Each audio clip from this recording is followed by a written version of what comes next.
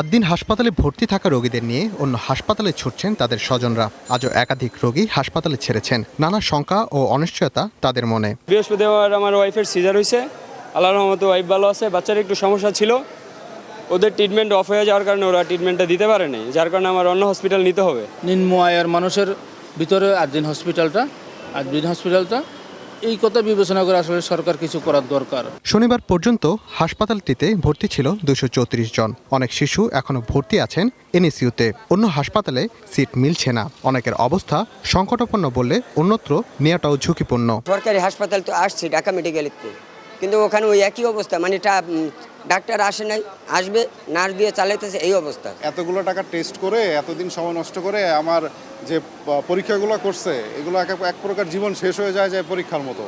এখন এই রিপোর্ট আমি কোথায় নিয়ে দেখাবো? আরেক ডাক্তারের কাছে গেলে আবার যদি সে কোলোনোস্কোপি দেয়, আমি তো মানুষ। মানে এখান থেকে একসাথে বন্ধ, সকালে রিপোর্ট লইলাম, রিপোর্টে ঘুরে দেখলাম বন্ধ। এদিকে স্বাস্থ্য অধিদপ্তরের বেঁধে দেওয়ার সময়ের মধ্যে আদ্দিন হাসপাতালের বিষয়ে সরকারের সিদ্ধান্ত পুনর্বিবেচনার জন্য আপিল করবে বলে জানিয়েছে কর্তৃপক্ষ। Rakib Hasan, one news, Dhaka.